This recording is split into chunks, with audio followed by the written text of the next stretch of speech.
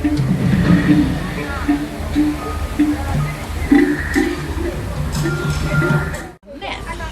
the okapi, it does kind of look like it could be related to the zebra just due to those striped legs that it has, but it's actually the only known relative to the giraffe. It has the same skeletal structure of the giraffe and even has a prehensile tongue, just like the giraffe, which means it's very good at grabbing leaves off the trees.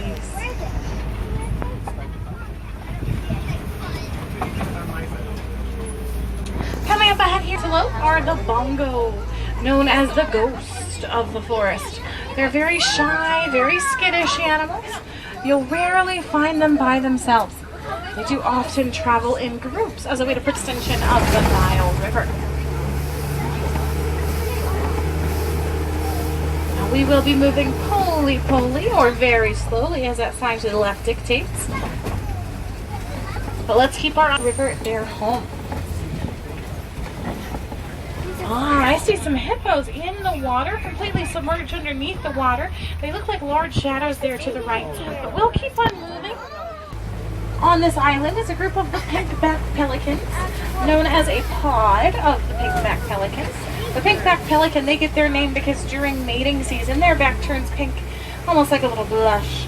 They are one of the smallest of all the pelican species. Even still, their wingspan, it will stretch out to about 7 to 9 feet in length.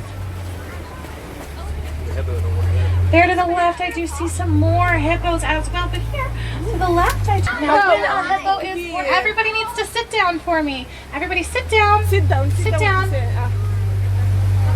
Oh, it takes about 8 months for a hippo to be born. And they do continue nursing for about 8 months to a year. Now also to the left is a group of the pink of the Nile crocodile here. Now, the Nile crocodile, they reach up to about 18 to 20 feet in length, up to about 500 to 700 pounds. Now every single meal the crocodile has can be up to about half of their body weight. And their jaw is so strong they can snap bones in one bite. The entire reserve. You can see how beautiful and expansive the savanna is and just how unique the landscaping is. Now this unique landscaping, it's due to all of the animals that live in the savanna. Elephants plow down trees, creating space for other animals. Giraffe then prune the leaves from underneath the trees, creating a nice canopy. And the antelope and the wildebeest, they keep the savanna grass nice and short, grazing on it all day long.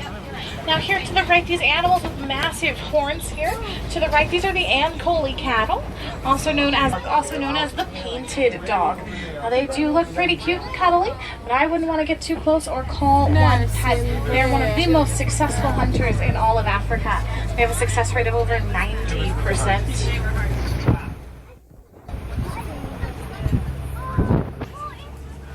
Also here to the left is a great look at the Ankole cattle, and then way over there to the left in the tall bushes are the sable antelope, the official emblem of the Harambe Wildlife Reserve. By tribe, they are kept almost as a form of currency. The more cattle you have, the wealthier you are and the higher up in society.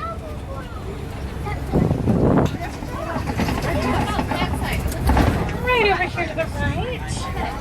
This is the Maasai giraffe, to be specific. We know that because their spots are a little bit jagged around the edges, and they are quite dark in color. Now, a giraffe, their spots are almost like a human finger. As we continue around here to the right, this is a small herd of wildebeest. The wildebeest, it's the second largest herding mammal in the entire world, second only to the human. They will herd in numbers up to the millions and can travel up to about 1,500 miles every single year. There to the left, I do see another Maasai giraffe. In fact, I see several giraffes up ahead. Oh my God, it's in the tree. Now, all children need to remain seated. This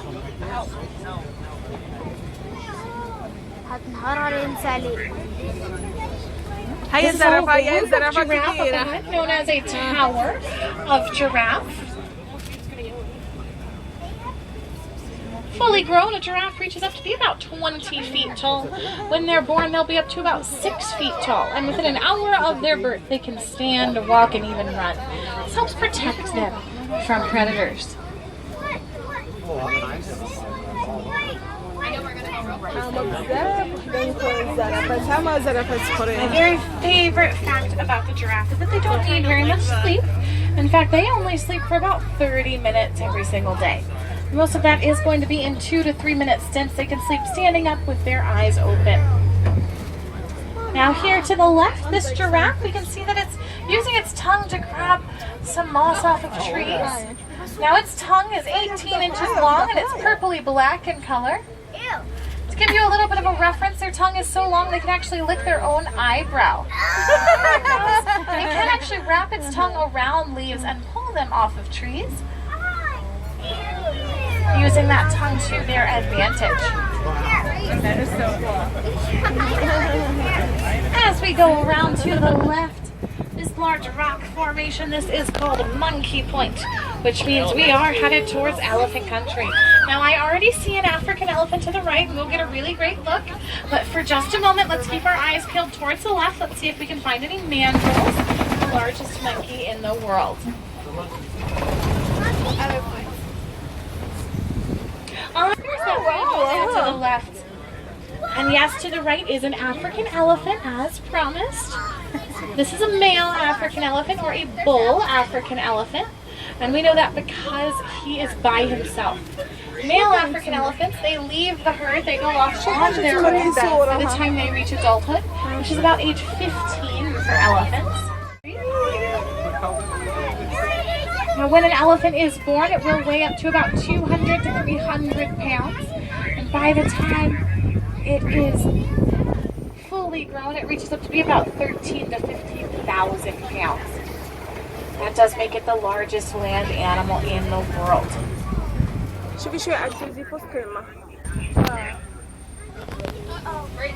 We'll head right down into the water with a little bit of a splash. We'll get a really great look at these elephants. There to the left, we can see those elephants once again. Now elephants, they actually do not have the ability to sweat, so they fling dirt and mud on their back. They flap their ears as a way to regulate body temperature. Here to the left in this pond is a group of flamingos, known as a flamboyance of flamingos. Now these are the greater flamingo. They are the largest of all the flamingo species, reaching up to be about 5 feet tall, weighing only 9 pounds. And when a flamingo is born, they will not be born pink, they are born gray. It takes them almost 2 full years to get their pink coloring. They get it from their diet, from the beta carotene in shrimp and krill.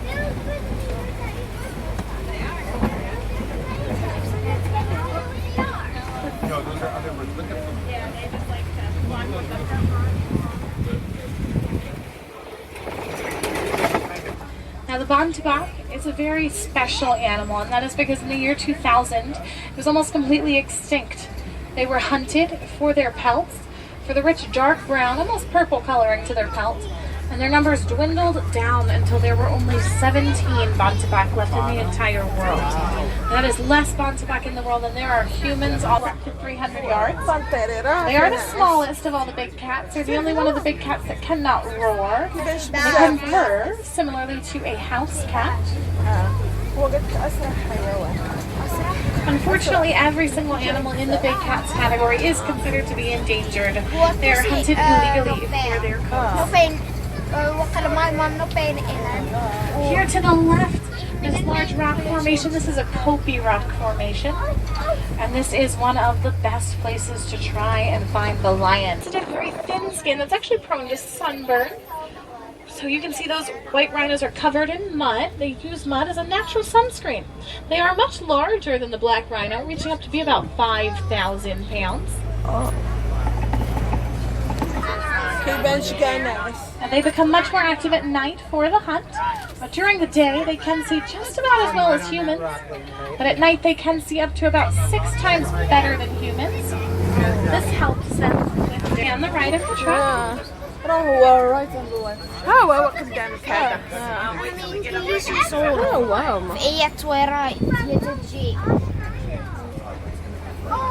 Yes, to the left and the right, we will see a whole group of rhino, known as a crash of rhino. White rhinos are almost completely blind, but they have really great hearing, which helps compensate for that lack of eyesight. You will also see some ostrich eggs there to the right as well.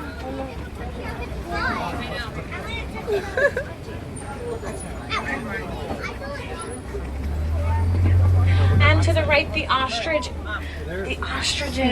Now ostriches, they are the largest flightless bird in the world. And although they cannot fly, they can run at speeds of up to about 40 miles per hour. They are also the tallest of all the birds. Females is an animal that is extinct in the wild. They were hunted to near extinction in mere decades for the sword-like shape of their horns. And also to the right, these large white birds, these are the yellow-billed stork. They are carnivorous birds. They will eat lizards, frogs, even other small birds if given the opportunity. Hold on tight, it does get rather bumpy right here. To the left, we can see that scimitar horned oryx once again. It's a very interesting animal. It can go up to about 9 months without drinking any water. They get the majority of the water they need from eating grass. Help them thrive once again. Now, I love these animals, and I hope you do too. We are at least beginning to gain an appreciation for these animals. And if we all simply harambe, which means to come together, we can help save. So, Kwaharini, my friends, go wild out there.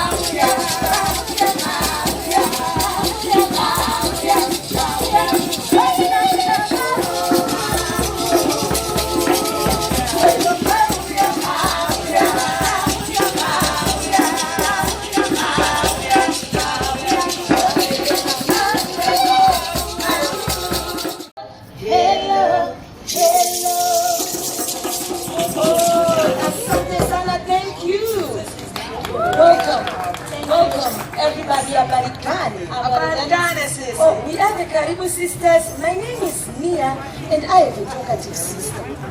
Oh, ayo tukwaseka ne mutwalo kimuga bikinaba nabo banana mai